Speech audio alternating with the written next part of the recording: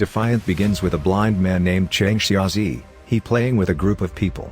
Although Chen was blind, he seemed to be good at gambling, as he made good money gambling this time.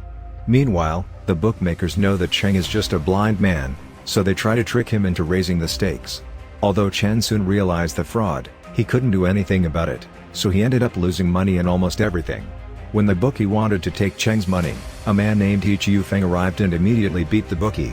Chiufeng, the owner of the gambling venue, apologized to Cheng and asked him to return to gambling. But he refused and chose to go from there. On the way, Cheng was stopped by none other than Chiufeng and his men. He couldn't see it, but Chen easily defeated her. After successfully defeating Chiufeng, Cheng inquired about her, a woman named Ni Yan whose current whereabouts are unknown. The scene then goes back to a month ago, when Chen, who was a wanderer, was in town and the residents had hired several mighty warriors to catch criminals and keep the town safe. Cheng was one of his mercenaries hired to catch criminals and was paid heavily. Wanting to rest, Chen accidentally sniffed a very fragrant scent of wine and went to the source of the scent.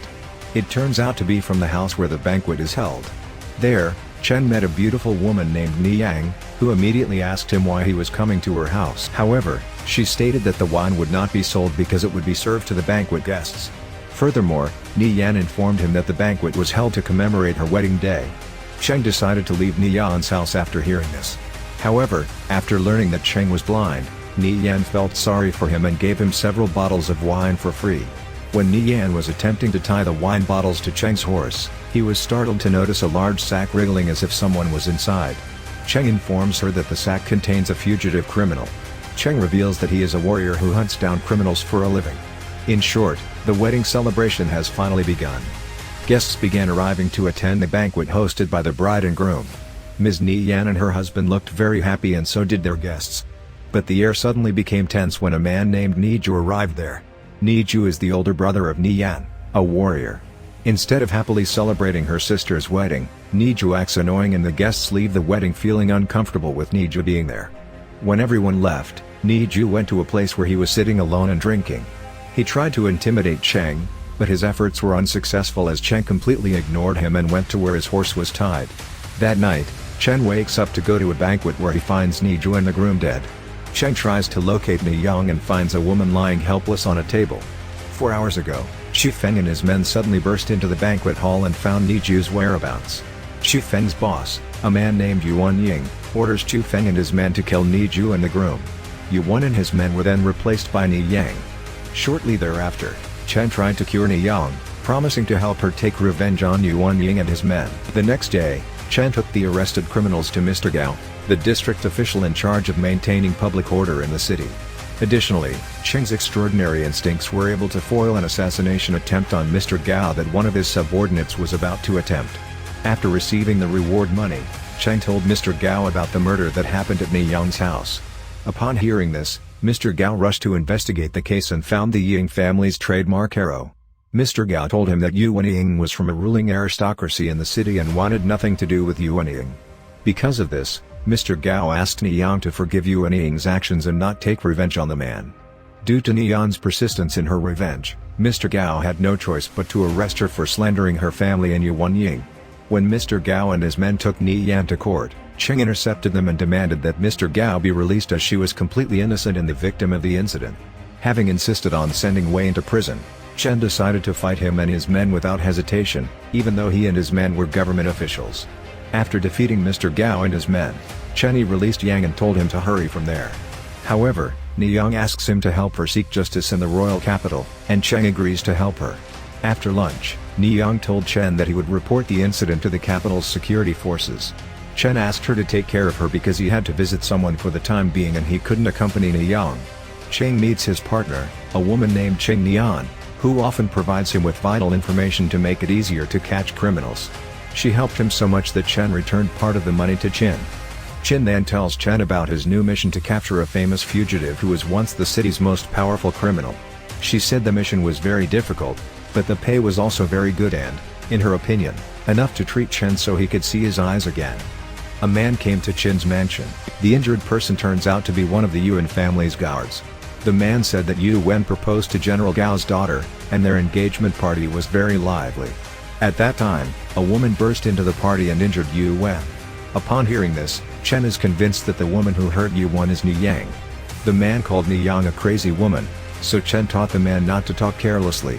Upon learning that Chen knows a woman associated with the Yuan family, Chen warns Chen to leave the woman and not deal with the Yuan family.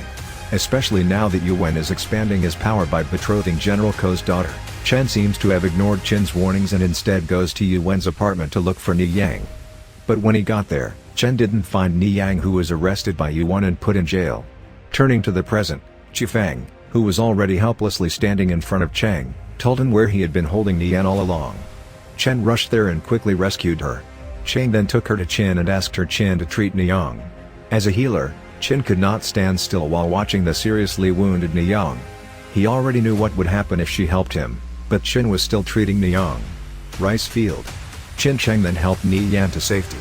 Meanwhile, Chen returns to see Chiu Feng, whom he holds in his room, and tortures the man for information as to why Yuan killed Ni Ju. Chiu Feng reveals that if Yuan really wants to propose to her, General Ko's daughter wants a night pearl pendant as an engagement gift. I tried to find what it turned out to be. Yuan then orders a group of tomb robbers to retrieve the night pearl pendant buried by the emperor. Not wanting the looting to be known by the empire, Yuan then killed the looters of the tomb, including Ni Yan's brother, Ni Ju. After getting this information, Cheng then tied Chiu Feng's neck with a rope tied to a door. Not long after, Yuan arrived there, and when the man opened the door, the rope that was attached to Chiu Feng's neck instantly entangled the man's neck, killing him.